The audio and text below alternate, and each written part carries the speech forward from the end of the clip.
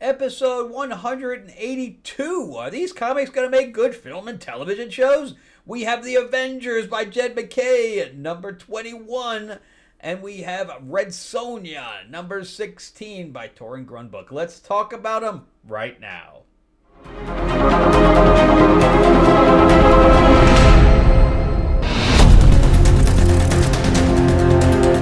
Welcome back to the channel, everyone. Thank you so much for spending time with me as we rant about movies, comic books, and television shows, as well as the occasional board game. I am your host, Frank Zanca. I'm an award-winning screenwriter, novelist, and comic book writer, as well as a filmmaker. And yeah, let's jump right into The Avengers by Jed MacKay, number 21. He has been teasing this Avengers versus X-Men now for several months.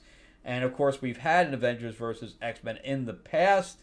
And now he was like, this is going to be the follow-up, and it's going to be really exciting, and blah, blah, blah. It's going to be awesome. You've got to pick it up. And based on the cover, you do see Carol punching Cyclops in the head. Do you not see that? Okay. That is nowhere in the book. This is a complete bait and switch. This, in fact, it even says on the top, Avengers Round 2. See? This story is about a baseball game. This is his Avengers versus X-Men. He is a complete piece of shit for doing it. He should be ashamed of putting, this book shouldn't even exist. If he wanted to do it, he should have done, something like Avengers versus X-Men home plate or something to that effect, and said something else where we didn't think it was a battle, and especially not on the cover. So, in fact, when I get my books, they're already in bags. I don't, and it's sitting on the shelf. So I'd have to take it out to buy it. So, just awful. In fact, I know he's trying, as he's writing X-Men, he's like, I want to put my characters all together. And I was really surprised that Moon Knight didn't show up in here, because he writes Moon Knight as well.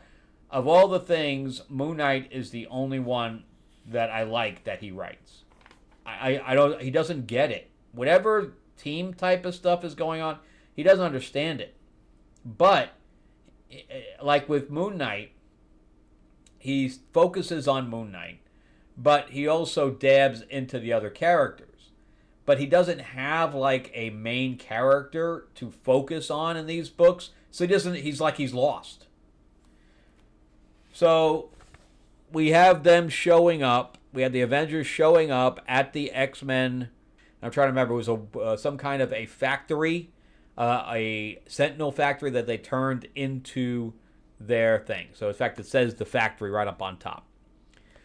And they show up and they're like, I told you not to come here, blah, blah, blah. So it's kind of like we start out thinking we're going to have a fight. It's like, I'm going to fool you guys. I'm going to have the gotcha. Wait, the gotcha's coming. Oh, wait. Oh, they're all smiling and they hug. Oh, yeah. Isn't it funny? Aren't I a funny guy? We have Captain America there, Falcon America. It's a home run or whatever. I don't really give a shit. As soon as I saw that, I was already completely off. Tony's even wearing the armor. So stupid, man. So stupid. And Juggernaut throws the ball, and they're like, we just lost that's the only ball we have left. And he's like, okay, can we go eat now? And they're like, whatever, man. You're an ass. I think is that Psylocke up there? I can't remember who that is that's coming down the stairs. And now we have to have discussions. And this Glob guy, he's the cook. Hope he doesn't drop any of his own body parts in it. And then we have all these discussions about AI and how the Vision is AI. And he's, AI is going to destroy the world. And everybody says, Gwen, would you just be nice to our guests? And then we're talking about Tony and Beast. And, Beast is like, when I turned evil, how come you didn't come and help me? That's a good point. I didn't collect any of that, so I have no thing to chime in on that. And he's like, you can handle it yourself because you're awesome. Whatever.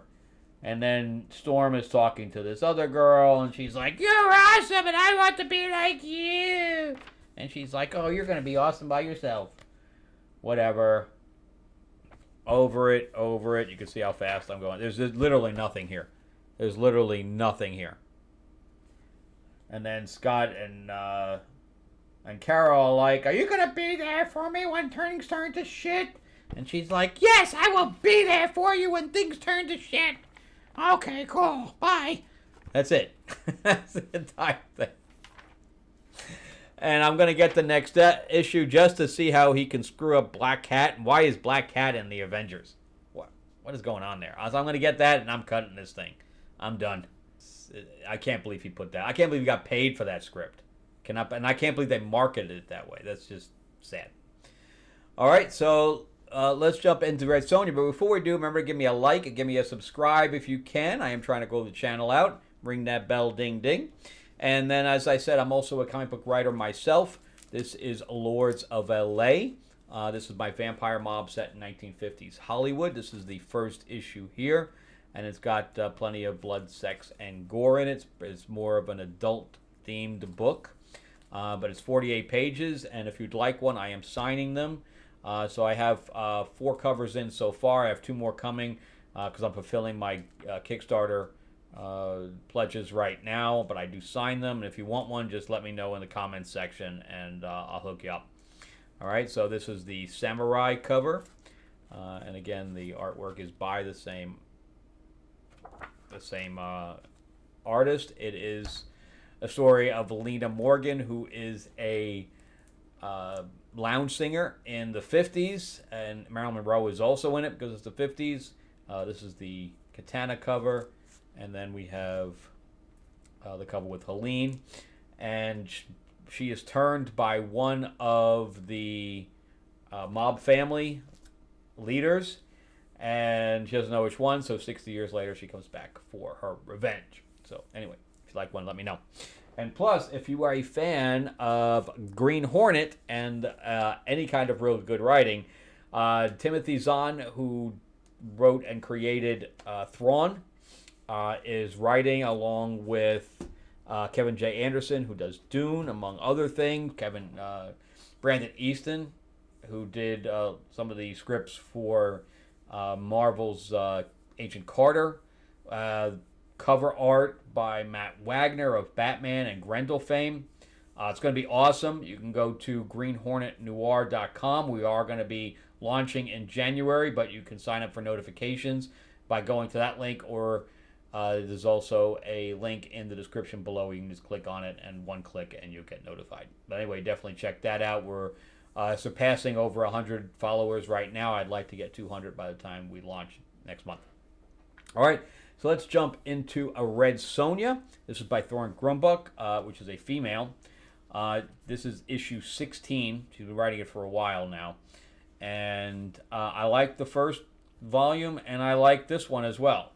And this is the story of not only Red Sonja, but Kulan Gath, which is her rogue villain leader. And I don't know how many other rogue galleries she's got, but this guy is always in it. And he died, and he came back through a portal, having the soul of death. And then we had Ymir, which is like a giant, and his daughter, Altina, Scott, how you say her name. But there's a whole war going on right now between Kulan Gath's guys and Ymir, which we never see anymore. I don't know. She just kind of forgot about any of that. But the soul accidentally went into Red Sonja so she could predict the future, and she ended up in this village of cannibals, and she ended up escaping with the help of one other guy, and he's kind of helping her try to go find and get rid of the soul. So because it's having problems, and Kulan Gath is speaking to her through it and stuff like that. So it's kind of a little of a messed up supernatural thing going on. But anyway, we have Kulan Gath, who's like in a little bit of a trance there, and we have some guys that are coming up. I assume that he's in the middle of that battle. We have some guys that are coming up to kill him, and they literally swipe him, and he's nothing but an illusion. And they're like, where is he? And all these swords go through him, and he's still there. And I really like how the artist draws Red Sonja's face. She's got those high eyebrows and the pouty lips. I like how it's very traditional. But anyway, there's the dude that's kind of leading her around. And she's like, well, we're going to have to go into the crab section. It wasn't called crab, so it was called carbo or something to that effect. I forgot what it was called. Cabra. But it was crabs. And I guess the crabs allow a certain amount of people to come in and take the crabs and sell them, but after a certain amount of time, they keep them there. Lagoon of the Damned kind of situation. So she's like, well, we're going to have to traverse it to get to those mountains that I want to get to. And he's like, this is a bad idea. She's like, well, I had worse, man. I've had worse ideas. But anyway, there's the guy of death, of that he doesn't have his soul. And there's his lover, which is the Ymir's daughter. And she's searching for Sonja to get the soul back. But she ends up running to the guy that has just left the crab area, and he lets it slip that he saw Sonja, and she's like, where is she? You tell me right now. But anyway, they go through the little mist lagoon thing, and she gets captured by a whole bunch of arms. She's like, no, don't do that to me. And she's got, like, part of her arm is, like, infected by this whatever dark entity that's in the soul. But it ends up that they're being controlled by Cool Goth. And she's like, I'm tired of you. You're a meanie. So the guy ends up pulling her off there, only to get Altuni there. How do you say her name? It's Altuni, Altruna. I don't know, something like that. Adeli, Atali, Adeli. And she's like, look behind you, I swear. She's like, I'm not falling for that. No, behind you. I'm telling you, it's a big monster. So we got this like Cthulhu thing. She's like, okay, I believe you now. So she shoots an arrow into the eye, but it captures her, and I guess it's releasing some kind of a gas to subdue them. And Sonja's like, I will kill it, don't worry. So she slashes the hell out of it, and we got some good little action in there, and it's down but not dead kind of thing. And they're like, we better get out of here just in case it gets up. So they keep going. And again, we have, they do a really good job, I think. And she ends up finding, I don't know why she's alone now. I forgot why she's alone, but she's like, I gotta do this by myself, I guess. And she ends up creating this kind of light beam with the mirrors. The mirrors are just in the middle of nowhere. I don't know how that works. But anyway, so the sun is going down, and things are starting to come out to grab her. And I don't think that's a good idea. But then Cool Goth, she shows up and says, I'm back! And you can see that her arm's kind of screwed up. So yeah, good stuff. I think this has been really good. And it just keeps getting better. I just have no idea what's going on with that other battle that is just disappeared at this point. All right, so we'll make a good film. Yeah, I think so. I kind of like this whole thing. It needs to be rewritten because, again, it's kind of all over the place. But I like her having the soul in her. She's getting tracked. Cool Goth is also tracking her. Yeah, it's got some really good stuff in it. And then Avengers versus X-Men, the piece of shit. No, that's piece crap.